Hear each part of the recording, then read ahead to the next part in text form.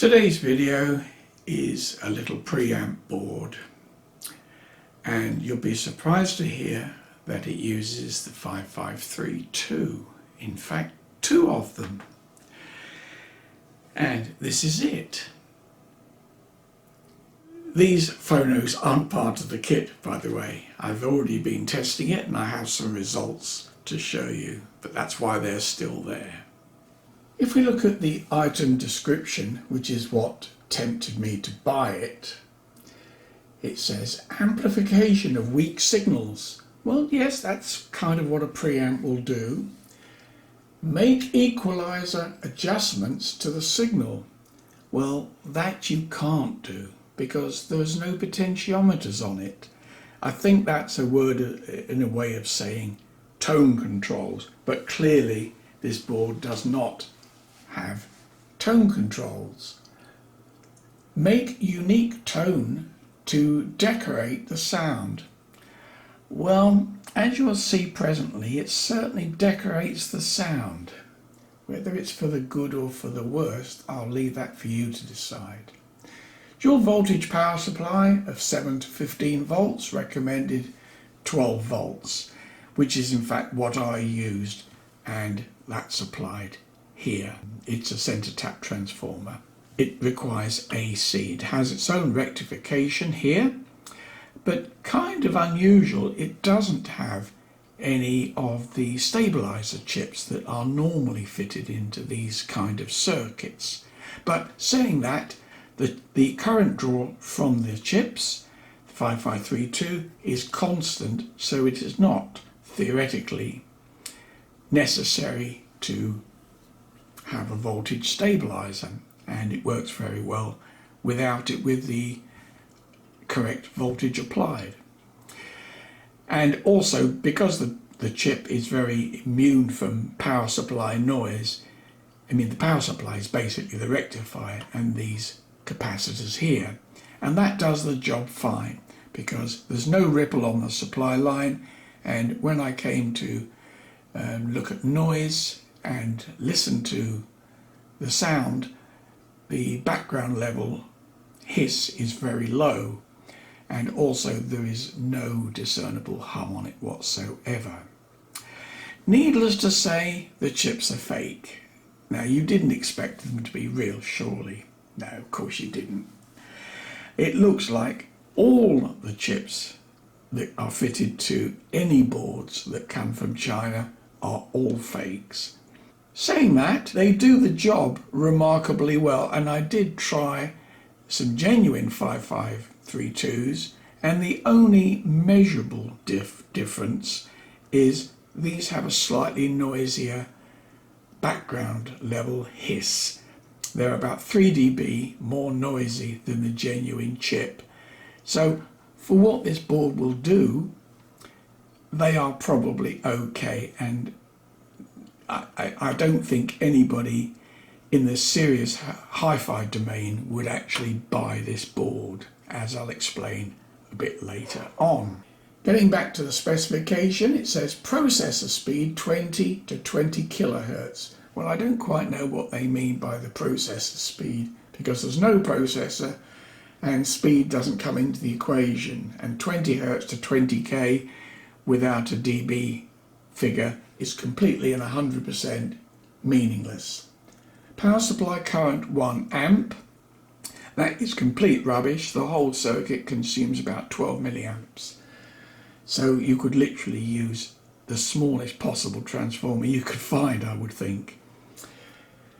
Power 10 watts. Well, you can do the calculations yourself, but it's under half a watt. So again, wrong. Purpose, hi-fi pre-stage. Well, I would question hi-fi. That implies that it has a good specification, which this doesn't. This has the most unusual frequency response of any preamp I've ever tested. And insofar as it has up to 12 dB of bass lift, and again 12 dB of treble lift. So it sort of has, it's it sort of has built-in tone controls that you can't adjust. The response you see with reference to 1 kilohertz is 0 dB, 100 millivolts input, and it has remarkably low gain. It has a gain of about 3 at 1 kilohertz, and I thought, well, for a 2-chip preamp, that's remarkably low gain. So that's why I've actually drawn this. Rather than just quote you numbers, I've actually done some spot measurements, and at 20 kilohertz here, you'd expect at least to level out or probably roll off back to 0 dB, but it's still plus 12 dB at 50 kilohertz, which is absolute nonsense. I mean, it's just ridiculous. And the same with the low end. It's 10 dB up around about, what's that, 30, 40, 50 hertz, and then it continues to rise up to 12 dB, and it's still plus 12 dB at 5 hertz, which again is just ludicrous. Why would you want to buy this preamp? Well, I can't think of a reason at all. In fact, it's going to join the e-waste after this video, because for hi-fi applications, it's completely useless. Again, why would you want something that has a frequency response like that with no way of making it flat? And as you don't get a circuit diagram with it, it means reversing the engineering to, I can't be bothered with it, to be honest. It's just a piece of junk that's, well, unless you're a part of the public that likes everything with lift, bass lift and treble lift, and the middle sucked out, because it actually goes negative here, only by about 2 dB or so, but it does. It goes down before it starts to zoom up to the sky. If you like that kind of frequency response, this preamp is for you. No doubt about that. I mean, it sounds okay. It sounds like a preamp with bass lift and treble lift, which is exactly what it is. But it doesn't actually say that when you come to buy it. When I saw that it had 2 5532s, I thought, one stage is a buffer and the next stage offers gain, which is a rather attractive proposition. It's basically a tone control board with full bass and full treble, but with no potentiometers to change it. So what you see is what you get. I'm not going to show you what it looks like on the bench on the gear, because I've drawn it out for you so you can see a lot easier than watching the scope and thumbing through the frequencies. As I said, it's quite low noise, mainly because it doesn't have a lot of gain. I don't really know who it's aimed for, other than the person that wants extra this and extra that, so it might suit younger people.